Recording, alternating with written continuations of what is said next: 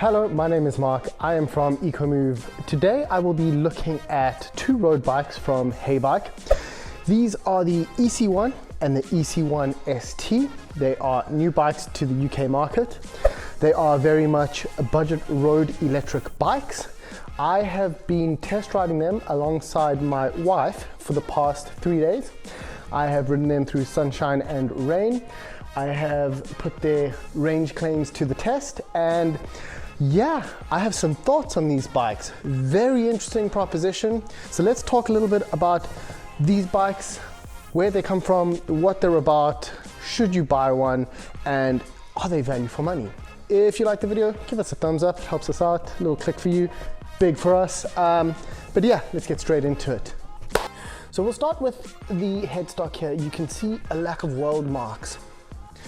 The frame is exceptionally light, unbelievably light, in fact. If I had to guess, I would probably say 13 to 14 kgs. We did modify the bike slightly with a heavier saddle and seat post, so probably brought it up to about 16 kgs. But even so, my wife, who is about 5'3", is able to lift and manage the bike quite well.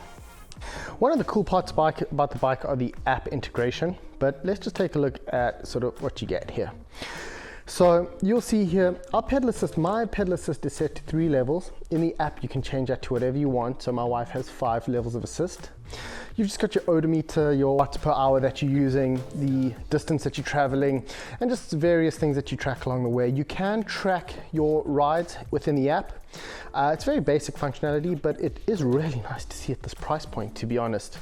I mean, moving along the handlebars, the grips might not be for everyone. I kind of like them. My wife hates them. So, you know, your mileage may vary, but you know, £9, change your grips to whatever you kind of want. We've got hydraulic brakes here with the 2-finger pull, which is quite cool. The brakes have held out really well. They are not as sharp as the Tektros. I really like them. They're just nice to sit. You just sort of half close them as you go down a steep hill.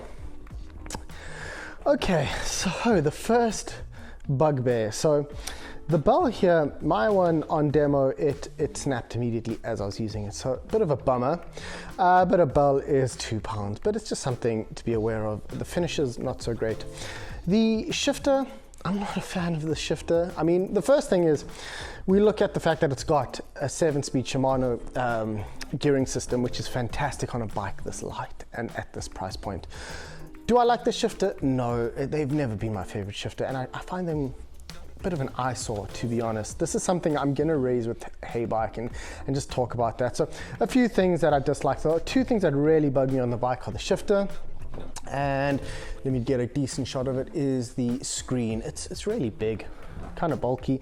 I mean, great to read when you're riding, and you don't really notice it on the ride because you're obviously staring at the flat side, but I don't know, I'm a fan of just something a little bit sleeker than this. Okay, looking at the back here, we have a Shimano 7-speed, which is fantastic on a really light road bike. We also have a 250-watt rear hub motor.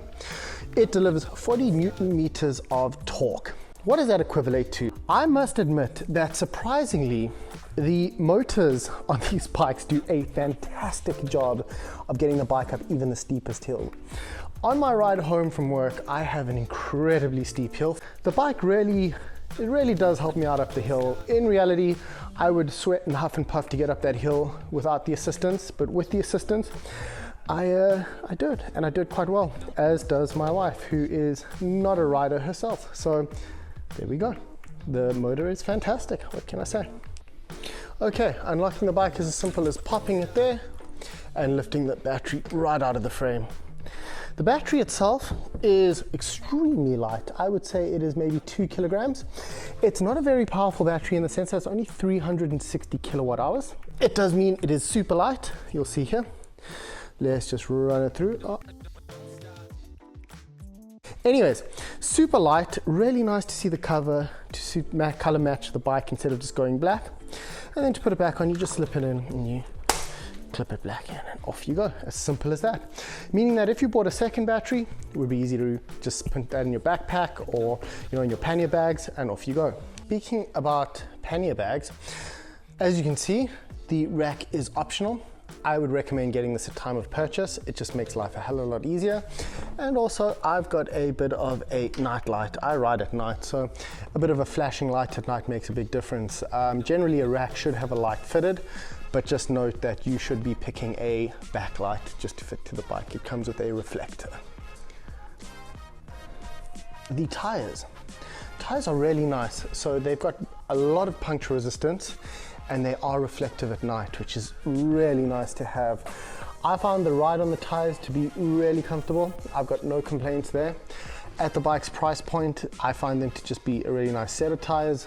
Probably swap them out at some point, but having the reflective tape on them is just a really nice to have in terms of a budget entry-level e-bike.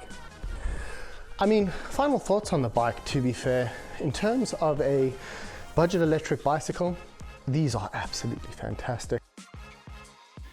And something we haven't really discussed is the app integration, which is absolutely fantastic on this bike. I mean, multiple bikes you can have on one app, the settings just to personalize the bike to your preference. It has a proximity unlock feature, which is great, or you could just turn the bike on and off from the app. You can even track your rides, something I didn't make much use of. Swap miles to kilometers if that's your thing. You know, just the ability to track your progress on the bike is fantastic for those who sort of make use of that function. Direct access to the website FAQs, albeit the American one in this example. But just a really nice little companion app that, you know, just elevates the bike a little bit more.